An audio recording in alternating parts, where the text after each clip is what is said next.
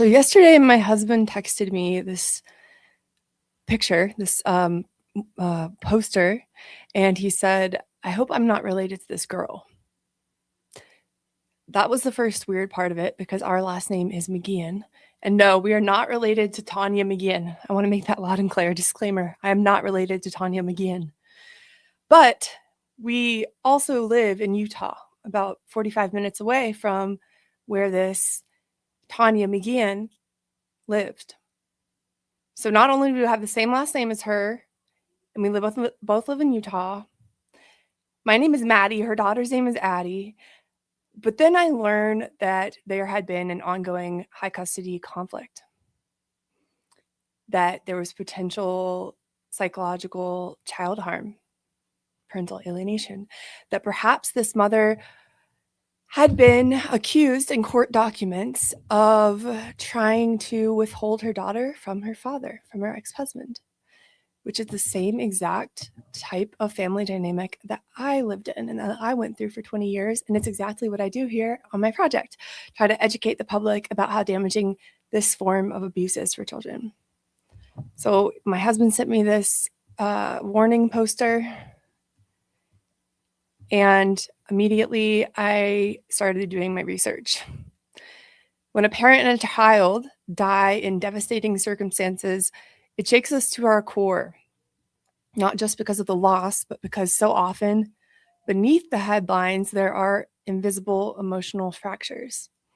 Such is the case with Tawnia McGeehan, known as the dance mom, who has been accused of killing her 11-year-old daughter, Addi McGeehan, before taking her own life in a Las Vegas hotel where they were scheduled to be for her daughter Addi's dance competition.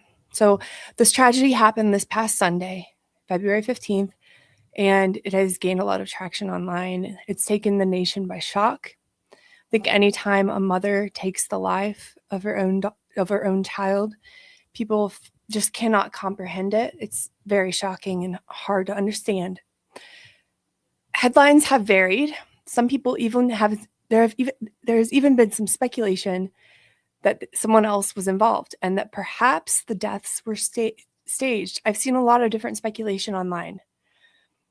Well, in recent days, as of yesterday and today, new information has been released, namely that court documents show that the Utah mother and her ex-husband had been involved in a bitter custody battle since Addi was a toddler. So this girl, for most of her life, was essentially a pawn for her parents to fight over.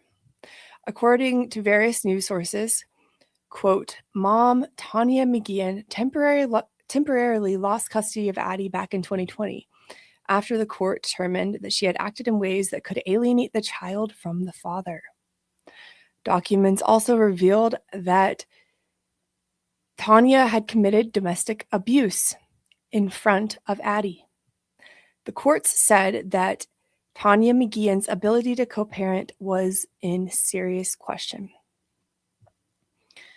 Today, I'm asking a tough question. What role might this high-conflict custody battle have played, if any, in the tragic loss of 11-year-old Addi McGeehan? Or Addi Smith, sorry. She has her dad's last name. How can the public understand how high-conflict custody disputes push already vulnerable families toward their breaking points, and what warning signs, if any, might have been missed? Disclaimer, big disclaimer, this is a video that might trigger some people, might be emotionally distressing for some people. We will talk about murder and suicide and really disturbing topics. My second disclaimer is that this video discusses public records, news reports, and psychological research. It is for educational purposes only. I should just say that in every video now. And I'm not asserting guilt or assigning blame to anyone. Now, I want to start off with a video that will give you a little bit of context about this horrific tragedy. missing persons investigations. Nancy Guthrie missing for more than 2 weeks. Also, a mother and daughter visiting for a cheer competition in Las Vegas. And sadly, that investigation turns to heartache. The mother and daughter came here in town for a dance competition or a cheer competition. Sometime last night, the mother shot her daughter and then shot herself. This is a sad and tragic incident. Metro Police there describing what they believe to be a murder-suicide. So you just heard it there. Police believe that the mother shot her own daughter. Our Will Silverstein joins us live outside the Rio Hotel. This is where all this took place. Give us a timeline of what happened over the weekend. Well, Dana, that's exactly right. Rio Hotel over the back left shoulder. You think about these competitions amongst youth athletes. It's supposed to be a fun time, especially on a President's Day weekend, a holiday weekend, where you get that extra day to compete. And now the question was, what happened over the course of those few days? Law enforcement saying they checked in, then they checked in once more. What happened in that time in between? Metro talking to us, former law enforcement talking to us right now. It is the mother and daughter, correct? Las Vegas Metro sharing the devastating details from inside the Rio Hotel and Casino Sunday evening. Metro telling News 3 in a press release, quote, detectives were able to determine the mother shot her daughter before shooting herself. The mother is in her mid-30s, and the daughter is a preteen. That daughter is Addi Smith, a member of Utah Extreme Cheer who was in town from neighboring Utah for a competition. The mother's believed to be Tawnia McGeehan. At nearly 11 a.m. Sunday morning, police got a request for a welfare check at the Rio Casino and Hotel where the pair were supposedly staying. After knocking at the door to no response, officers left the area. Then hours later, after more requests to check on the two, officers and hotel security returned to find the mother and daughter dead in the room. So why did it take so long to get into the room? I don't mean to sound cynical, but good or bad, it depends a lot on what's said in the call that requests the welfare check. That's retired FBI agent Greg Rogers. He explained that the call or calls that triggered the initial welfare check may have not been significant enough to warrant a forced entry. If there's something said in the call just to the effect of, they were supposed to call us this morning and we haven't heard from them, or it's a family member who just hasn't had contact, that's one thing. They're just going to go to the room and knock, and because of why they were in town, they may have assumed, she's at her dance competition, they've just been busy or something like that. Certainly, if it's a call that indicates that someone's been harmed, that's a whole different matter. That's doors come down. In this case, they would have had security open the door. So it's important to note, nobody suspected that any violence may have taken place. Nobody saw this coming. It's been a shock to everybody. Of course, but they would have clearly gone in the room. And so, when this press conference happened over the weekend, you had a question being asked to Metro there about whether or not anybody in the hotel heard about this alleged gunshots taking place. They said they didn't hear anything from those people at that time, so no reports to Metro at the time of that presser from yesterday of people hearing a gunshot. That makes things harder. We talked with an attorney, another former police officer, in our next hour about exactly why that's important. If it was reported to hotel management, if it was reported to law enforcement, and the impacts that would have on this investigation, that's at 6 o'clock. But reporting from now, the DI overpass, Will Silverstein, News 3. It's just unimaginable. And the big question tonight is why? And that's a question that may never be answered. Will, thank you. We appreciate it. Well, I'm going to offer you some more facts of the situation before I give a little bit more of my commentary and opinion. So this is coming from another news article. It says, years of legal battles preceded tragedy. Court documents obtained by Fox show that McGeehan and her ex-husband Brad Smith had been involved in a custody dispute since Addi was a toddler. McGeehan temporarily lost custody of Addi in 2020 after the court determined she had acted in ways that could alienate the child from the father. I was actually surprised when I heard this, that they use the term alienate. They typically don't use that in legal or court documents. Anyway, so in 2021, McGeehan filed a temporary restraining order alleging Addi's stepmother was recording parent time exchanges, a violation of court custody agreement. In 2024, McGeehan and Smith had reached an agreement. The court awarded joint legal and physical custody with 1 week on, 1 week off. The police, as of now, have not released a cause or motive. Here's another news article we have. According to TMZ, the papers show multiple instances where Tawnia was accused of custodial interference. For those who might be unaware, custodial interference is exactly what it sounds like. It's when one parent is interfering with the other parent's custody time of the child. This is actually a crime. A lot of cops don't know that they can prosecute it, but it is a crime and it can be prosecuted. And a lot of places is actually a felony. This is one way that parents will withhold their child from the other parent or destroy a loving parent-child bond. So this is another 2021. Tawnia filed a temporary restraining order, and there's just been a bunch of back and forth, a bunch of drama and high conflict stuff going on. And I want to point out this last piece of news, which came from Nate Eaton. I love Nate Eaton. Sorry. His coverage is always really fair, I think. So Nate Eaton, he's an Idaho reporter. He recently said this. New details have emerged about the turbulent family life of the Utah mother who police say she fatally shot her 11-year-old daughter. Addi Smith and Tawnia McGeehan were found dead Sunday after failing to appear at a cheer competition. Investigators are treating the case as a murder-suicide. Okay, so it talks about the bitter years-long custody battle that began in 2015 with their divorce. It also mentions that during school year handoffs, both parents were ordered to park 5 spaces apart in the lot and allow Addi to walk between the vehicles on her own. Wow. Almost as if they couldn't even stand to be in each other's presence. I don't know if that goes both ways or if that was just the mother with the dad. She didn't even want to be in his presence, didn't even want to talk to him, whatever it might have been. I'm speculating here. But that's pretty extreme. And then it says, when school is not in session, exchanges took place every Monday morning at 9 a.m. outside the Harriman Police Department. The parents were instructed not to record the handovers and to avoid each other entirely during school events. Wow. So they had very strict custody agreements in place. So, hi, by the way, hi, I'm Maddie, and there's a reason why I'm talking about this horrible tragedy about Addi Smith today.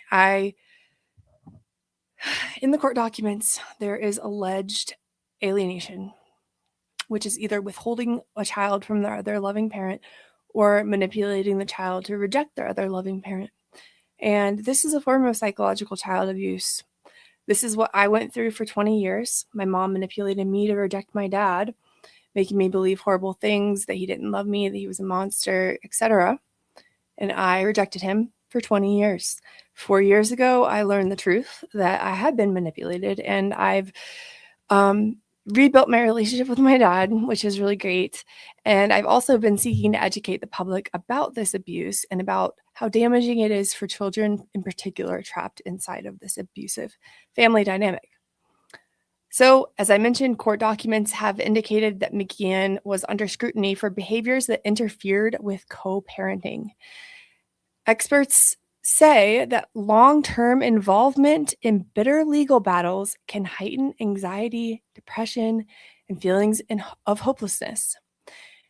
We see these tragic cases, these extreme cases sometimes in the middle of a long, drawn-out, bitter custody battle where a parent will either take their child's life and then their own life, or the parent will take the child's life and the ex-partner's life, and then their own life. There are different variations of it, but we do see this sometimes happening. And it's not just about the legal system or custody battles. I want to make that clear. This is about mental health, about the psychological patterns that people often miss. And today we're going to talk about that a little bit. But I want to make it clear that we cannot know every detail of this family's private life, especially not this early before all of the evidence has been collected. Things like extreme jealousy of the child being spending time with the other parent, or overt attempts to turn the child against the other parent, isolation, a lot of anger. These can be red flags that can warn us about about the family dynamic taking place, but we won't really know what's happening until there is more information. So I'm not here to I can't talk tonight. We're not here to sensationalize this tragedy, but I do want to explore psychological dynamics that could be taking place in a situation like this. So my first point is to talk a little bit about what parental alienation really is, beyond the legal term. Many people hear the term parental alienation and they think only of custody battles, but at its core, what that refers to is child psychological abuse. I want to make that very clear. Although the child might be doing the rejecting of the other parent, this is abuse of the child. Outsiders might notice disruptions in the parent-child emotional bond, isolation, depression, or anxiety in the child. Psychologically speaking, when a parent's sense of self is tied to the role of protector or sole parent, that role being threatened can cause them to snap. It can cause their emotions to flip a switch. Now, I also want to mention this abuse is often generational, and in extreme cases like this, most of the time, the parent who's doing the alienating or the parent who's doing the manipulating, the abusive parent, has a personality disorder, borderline personality disorder, or narcissistic personality disorder most of the time. And what the parent is doing is using their child to meet their own emotional needs. If it's borderline, this is not my ideas, by the way. This all comes from Dr. Craig Childress, and I have a lot of videos on my playlist called Foundations about that. If you want to learn more about the psychological aspects of this, for it comes down to their core wounds, their core fears. For someone with borderline personality disorder, I promise this circles back to this whole news topic at hand. For someone with borderline personality disorder, their deepest fear is that they are inadequate, they're unworthy. And for a narcissist, it's the same thing, that they're inadequate and that they're unworthy. And when you get a divorce, it triggers those deepest fears. Oh, for a borderline personality disorder, their deepest fear is also abandonment. And so their abandonment fear is triggered by the divorce. For a narcissistic personality disordered individual, their fear of inadequacy, fear of unworthiness is triggered by the divorce. And so what happens is they usually have this scaffolding in their brain they developed in childhood of a protective parent, an abusive parent, and a victimized child. And they take that internal working model that they developed during childhood and they place it over their current situation. And they become the protective parent, their child becomes a victimized child, and their ex becomes the abusive parent. So what their parent is doing is using their child in the relationship as an external regulatory object, meaning they have all of this anxiety that's been triggered because of their core fears by the divorce. They're afraid of abandonment. They're afraid of not being good enough. And so they need someone outside of themselves to help them regulate their emotions, because these people with the personality disorders do not know how to do that. They cannot self-regulate. So they use their child. They use their child. Yeah, it's sick. My mom used me to regulate her emotional stress during their divorce. In a similar way, other children are also used to regulate their parents' emotions. And it's not just to make your parent feel better or calm them down when they're crying. It goes way further than that. What the parent does is they use their child, they pretty much exploit their child, manipulate their child into fearing and hating their other parent. And that way, they can get a source of narcissistic supply. They can get an ally against their other parent, and they can get a lot of vindication and possibly even joy from robbing the other parent of the loving relationship they once shared with their child. Yeah, it's sick. If you don't understand it, or if you've never heard of this before, you will probably be thinking, my God, that is deranged. And you are right. You are right. It's deranged. So we're going to look at this really, really quickly. Let's see what I was going to show you guys here. Okay. I was reading through some comments though, and I want to break it up as we go along because this is such a dark topic. I wanted to add some comments to give you guys some hope and humanity as we talk about this topic. So we have some comments here. Good comments. Elton says, love your kids more than you hate each other. Parents should have to attend counseling in bitter court cases. It couldn't hurt. Lori says, why can't parents get along for their children? They need both, regardless of how you feel about each other. Get along for the children. It's them that suffers. Killing is not the answer. So very sorry for dad and family members. Lisa, so tragic. Having been divorced myself, I get how complicated it can be, but if parents set their own egos aside and try to do what's best and right for the child, things can go a whole lot better. My ex and I made 2 promises. First, we would never say anything derogatory about the other in front of our son, and that we would not permit others to do so either. Those 2 things made a huge difference. We differed on a lot of things, but we did our best to keep those promises. Now, I was able to access some of the court documents, and I just want to show you guys something that was in there. These are coming from the official documents in the custody agreement between Tawnia McGeehan and her ex. So here are some agreements they had in their custody agreement. The parties should be mutually restrained from discussing the issues of this case in the presence or proximity of the minor child, and shall not make any comments or remarks that are in any manner demeaning, disparaging, disgraceful, humiliating, embarrassing, degrading, derogatory, abusive, or ridiculing to either the respondent or the petitioner in the presence or proximity of the party's minor child. It is interesting to me that they chose to make this part of their custodial agreement. It signifies to me, and I could be wrong, I'm just speculating here, but it signifies to me that they had a reason to put this in there, that perhaps it was already taking place. Maybe this was already happening, and they had to add it into the agreement so that it would not continue.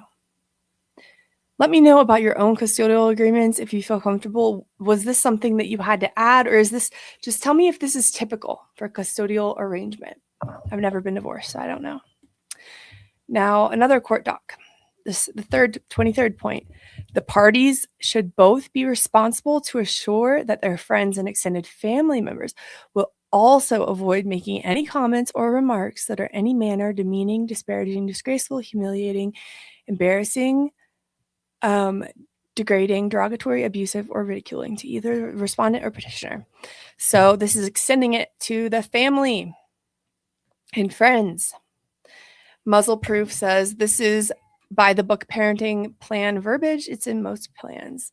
Okay, so maybe it is in most plans. Here's the 3rd point I wanted to mention from the court docs. The parties should be mutually restrained from using the minor child as a courier of information in relaying information or documents from one party to the other. As well as both parties should ensure that third parties are prohibited from doing what they themselves are restrained from doing. This little note here, 24, caught my eye because for me, the psychological abuse began during the marriage. And it got to the point, I'm the oldest of 5 children. So I was 9, or during the marriage, 7, 8, 9. And after a point, my parents refused to talk to each other. And so they used me to exchange messages, to communicate information to each other. So I would have something that mom wanted to tell dad. Mom would tell me, I'd run across the house and I'd go tell dad. Dad would either just say okay, or he'd give me a response to tell mom, and then I'd run back to mom and tell mom the response. This is just one example of the dysfunction that was happening when I was a kid. But yeah, I thought it was interesting that these were included in their custody agreement. I'm still trying to figure out this platform. Okay, so the second point we're going to talk about is personality disorders and how personality disorders often fuel this particular abuse. And if you have a high conflict divorce, there's usually one person with a personality disorder. Let me know if this is familiar to you in the chat. So one of the reasons why this horrific situation can become so destructive so fast is because there might be an underlying personality disorder, in particular borderline personality disorder, which some experts suggest may play a role in cases like this. So borderline personality disorder, otherwise known as BPD for short, is characterized by intense emotional instability, fear of abandonment, like I mentioned, and difficulty managing relationships. So when a parent struggles with these traits, a very emotional, high conflict situation like a custody battle often triggers extreme reactions. And for a child, this can create a constant sense of survival, fight or flight. They're stuck in fight or flight mode, feeling like they're walking on eggshells, never knowing how that parent's going to act or react. And often that child comes to feel responsible for their parents' emotions. Ask me how I know. Not fun stuff. So in parental alienation scenarios that are tied to a personality disordered parent, experts do note certain patterns.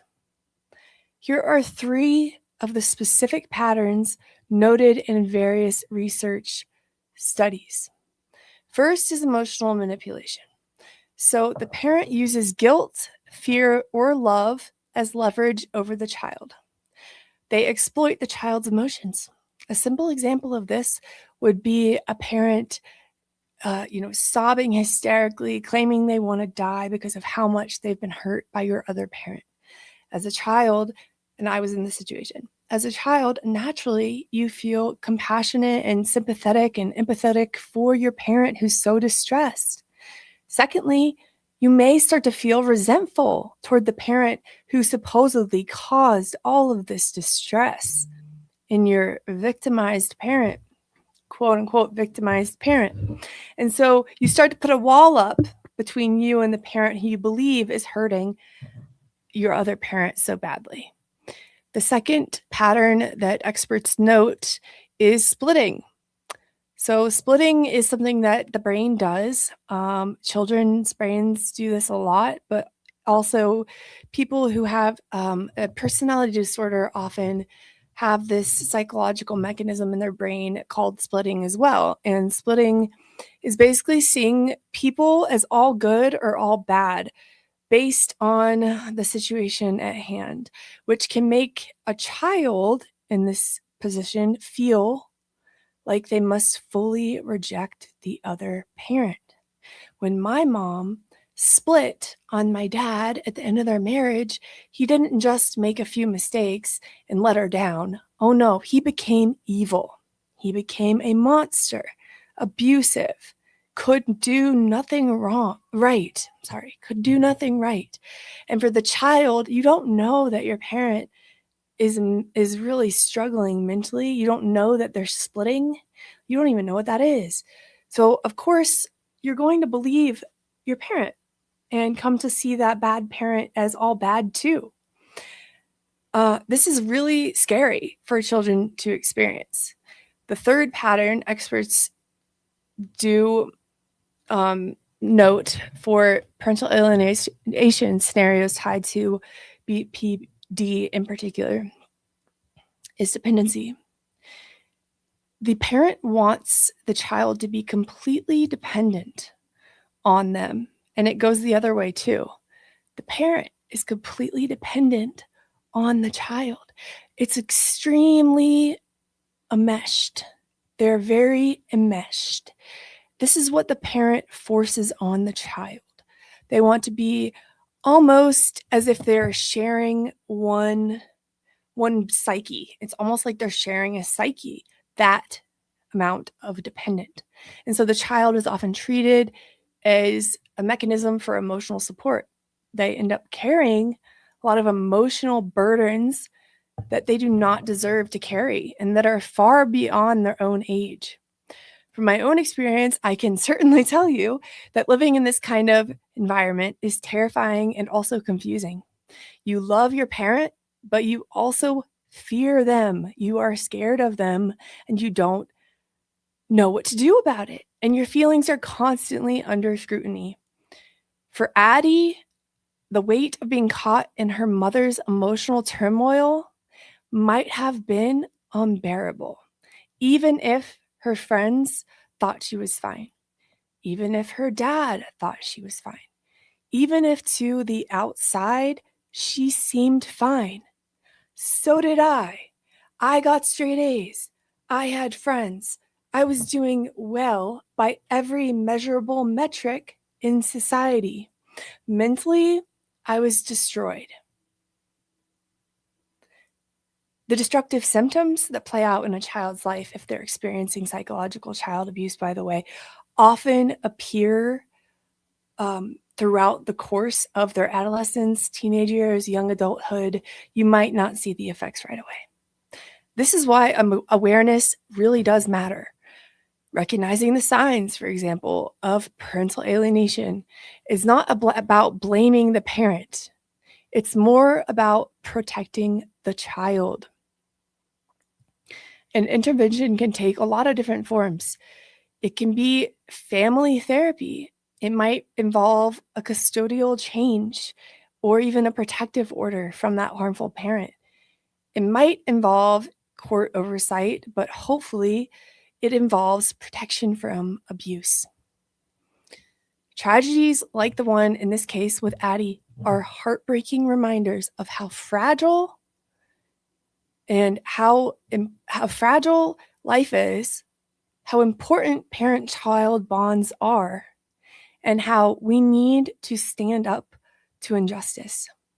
I'm sure there were people in Addi's life who noticed things were off, who noticed that she was suffering in some way. I'm sure there were people that could have said something. But by understanding the patterns, the warning signs, the risks, hopefully more family members, more friends, more people in these children's communities can interfere before things reach a breaking point, like in this horrible situation. So there are a lot of other studies that I have written out here that I was going to touch on. I'm not completely sure how much of them I should talk about, just because we don't have all the information about this case yet.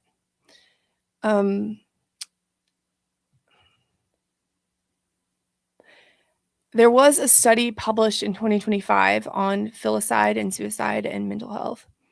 It was a nationwide cohort study published that explored the associations between mental disorders, such as personality disorders, and this exact tragedy we're talking about today. What the outcome was is that they identified that certain psychiatric diagnoses are more prevalent among adults who commit filicide, suicide, than in the general population. And that was one of the first few large-scale studies to look at this specific intersection of filicide, suicide, and mental health. That's not surprising to me at all. There's also been a little bit of research done on custody battles and violence, research examining custody evaluations, for instance, in high conflict situations. And these studies note that domestic violence and parental alienation behaviors can co-occur certainly. I mean, I would not. That's not surprising. That's like telling me the sky is blue. Which suggests that courts and clinicians risk underestimating how psychological stress and conflict affect families. Think about if you've been in an abusive romantic relationship and how you felt at the end of that relationship, how you felt leaving that relationship, and the damage it did to you long term. Now imagine a child stuck in a similar relationship, unable to escape, unable to even know what's going on, but suffering from similar, if not worse, effects. This is narcissistic abuse on a child. I have to mention as well that there are a few things that have not been scientifically established, and I'm not making these claims because no current peer-reviewed literature establishes these direct links. So BDP specifically and murder or homicide. No studies have shown that exact link. And there has not been an established direct causal link between custody conflicts as a direct predictor of murder-suicide. I want to just make that clear. There are complex events with many contributing factors. Each case is different, as you guys, I'm sure, know. So the last point I wanted to make before getting to your comments and questions is that the effect of a parent's identity and their internal narrative eroding reality.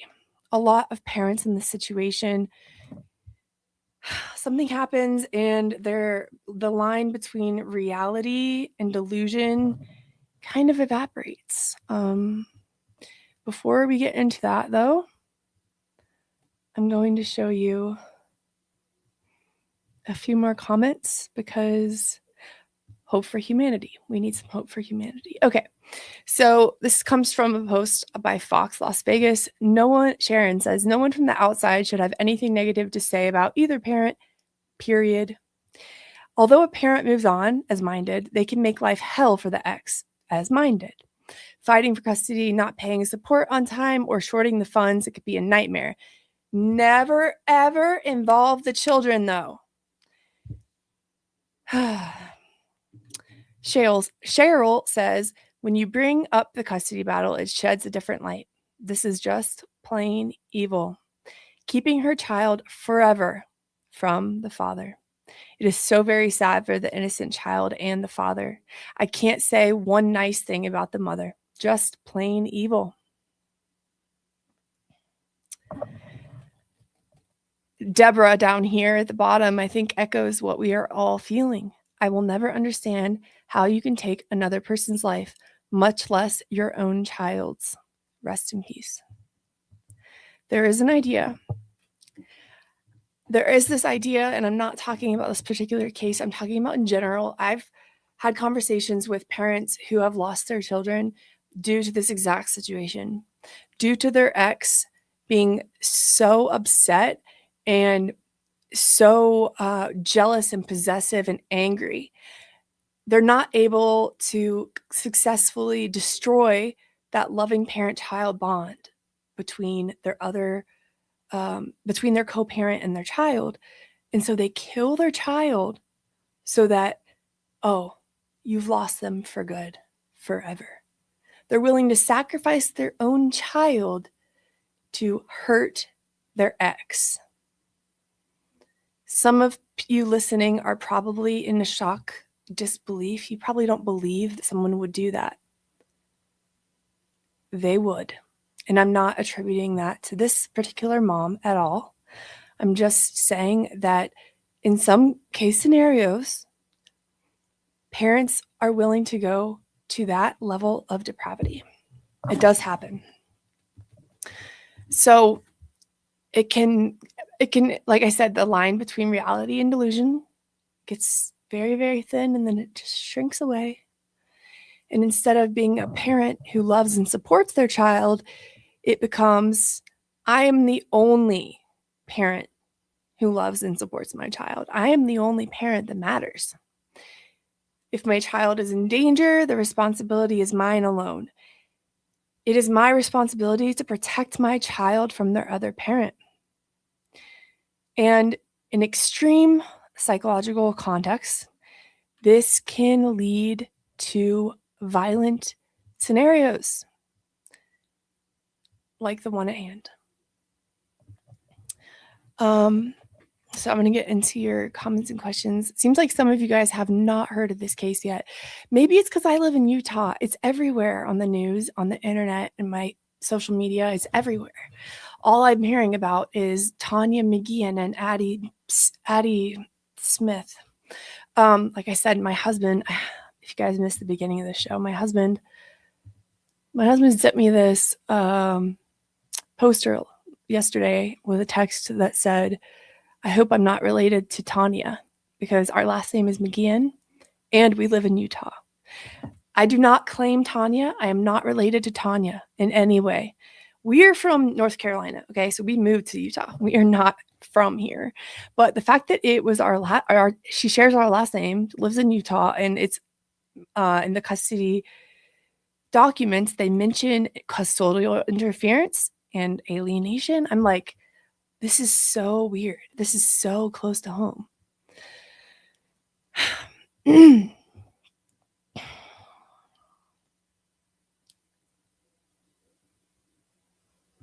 Muzzle proof, good point. Ordering them not to record is dangerous. Sometimes one party is being falsely accused, so they often have to protect themselves. I get it.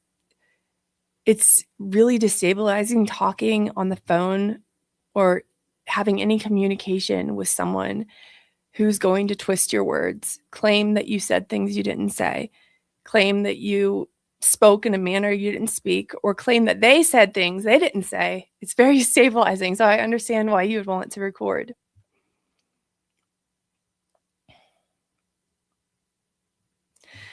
Hey, Bruce, thanks for being here. I just wanted to highlight this comment because I know that this is really hard to hear, probably for parents out there, especially who are still cut off from their child. Probably really devastating to hear. I know it's triggering, and at the same time, it is so important to talk about.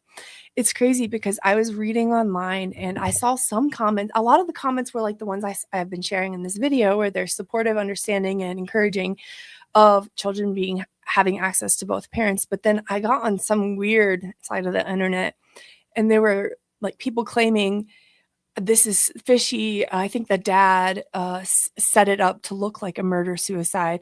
Like, people still just cannot wrap their heads around the idea or the fact of a mother causing harm to their child simply because it's a mother.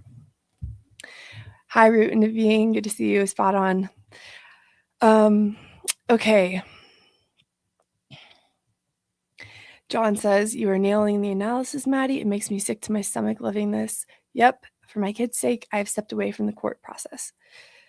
That's totally fine. I think that might be for the best. Okay, so a bunch of you are saying that this is by the book parenting plan verbiage, that you have this in your current court order. Oh, the one about family and friends is less common. It's good to know. Good to know. And also, I want to highlight this muzzle proof. These are common, those statements I read from the court documents. These are common in high conflict parenting plans, but in no way enforceable in reality. Being held in contempt is almost meaningless. Good point. Thanks for pointing that out.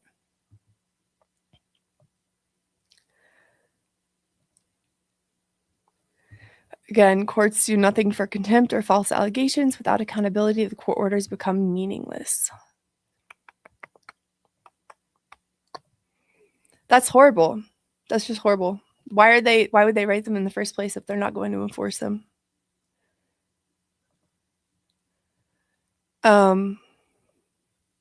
Celtic Girl, I wonder if the mother's envy of her daughter. We don't really have the motive yet, and I don't know if the motive will come out. I hope it does. I hope it does. And in my point of view, it must be related to this years on end horrible custodial dispute. I mean, I think the mother also has underlying mental health issues, it seems, from the research I did. I don't know if she was diagnosed with anything exactly, but there was evidence that she had been struggling with her mental health. So I think you have to be struggling with your mental health to do this. Let's be real.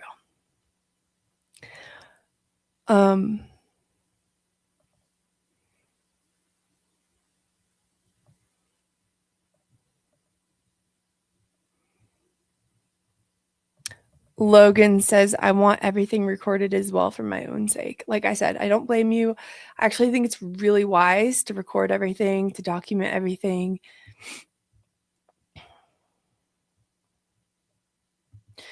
Bruce says, question, to help us protect our children, how can we intervene when the first parent so deeply believes that the second parent is a threat?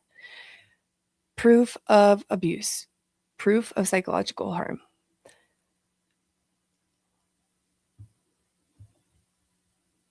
They really need to get a protective order for the child against the abusive parent.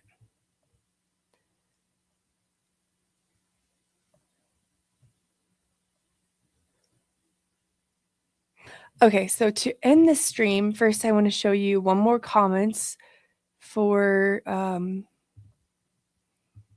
hope in humanity, you guys.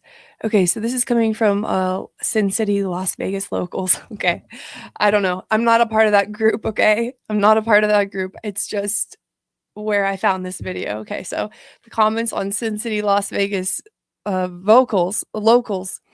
Margie says, still not a reason to take your child's life. Snaps for Margie. Daryl says, and once again, people who don't know the real truth gotta run their mouths. Wrong there. He needs to go back to grammar school. I know the dad personally, and he is an awesome, kick-ass dad, period. Leave them alone and let them have peace. Okay. That's a good, he knows the dad, I guess. Michael says, maybe it should be a standard for both parties to get mentally evaluated during custody and court battles. I'm thinking the same thing. I'm thinking it too, Michael. We're on the same page. Let's see. But then you have comments here like Stephanie. You have comments here like Stephanie, and she says she posted on her I assume she's talking about the mom. Tawnia.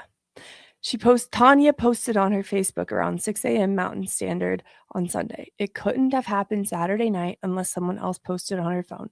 I was her friend. She was always vocal about the custody issues. The last time I spoke to her, she had told me she went to church for the first time since she was a teenager and took Addi for her first time ever.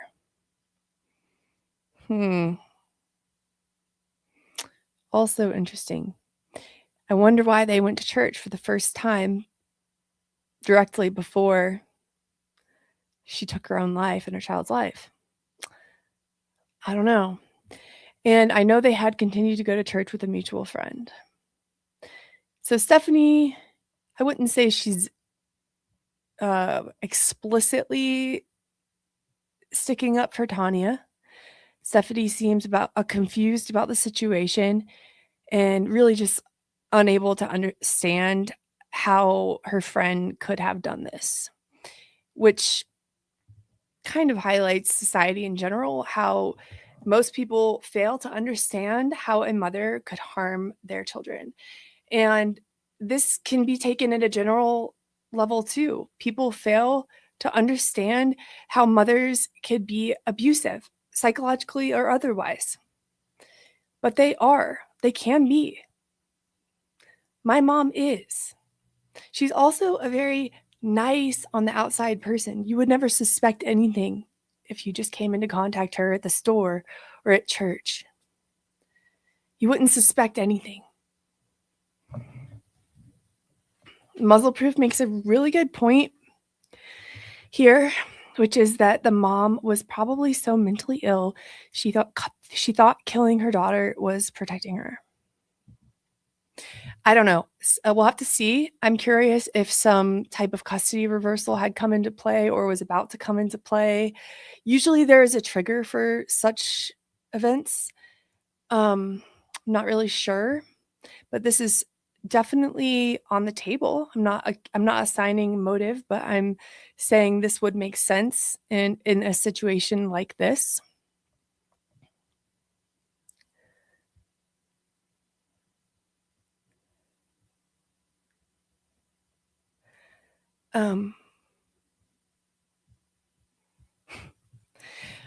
Okay, guys. So I want to end by saying this. It's easy in these custody battle stories, in these tragedies. It's easy to get caught up in the he said, the she said, the father's rights, the mother's rights, the bickering back and forth. It's easy to get caught up in the politics of it all. But at the heart of every shocking headline, like Addi's, are real children, real lives. Kids who are scared, confused, sad, and carrying burdens that they never should have to carry. Cases like this are not just stories. This is real life, and this is a warning. High conflict custody battles, psychological child abuse, and untreated mental health struggles like borderline personality disorder, this can all create situations where no one wins, least of all the child. Situations that can end tragically in real loss, death. We can't undo what happened to Addi, but we can learn from it. We can recognize warning signs. We can learn how to intervene on behalf of our friends and family members experiencing this dynamic. We can learn how to support our children's mental health and their emotional safety. And for those of us who have lived through child psychological abuse or parental alienation, this is personal. We know the pain, the fear, the confusion intimately. Highlighting these stories, these news articles when they come up, advocating for children trapped in a psychological abusive household, to me, is not just important, it's vital. It's absolutely necessary. And ultimately, this is a call to have greater empathy, greater awareness, and more bravery. Take action. Because understanding how invisible abuse behind these tragedies creates them and creates how violent they can become is the first step in making sure that they never happen again. I know stories like this one are dark and hard to hear.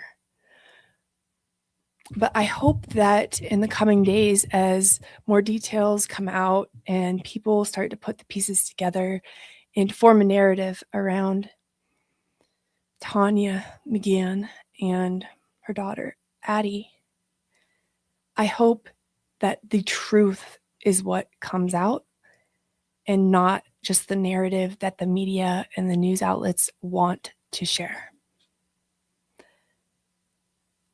My heart goes out to this father who has now lost his daughter in an unspeakable way. He's probably just shocked and absolutely gutted.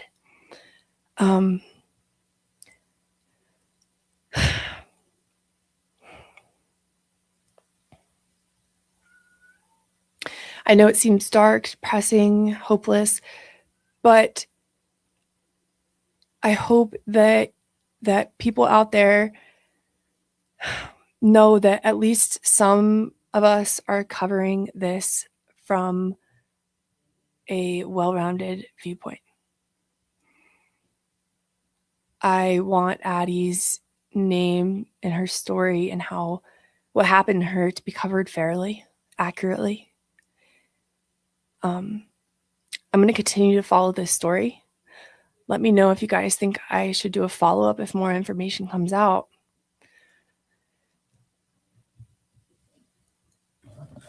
I am going to keep this dad in my prayers. I know he has a GoFundMe. I will try to find that and put it in the description of this video.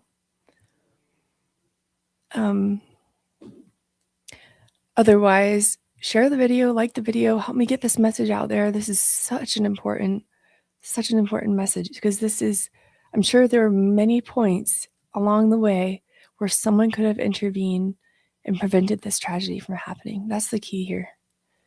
I'm positive that this could have been prevented in many different junctures. I don't know the family, but that's how this works.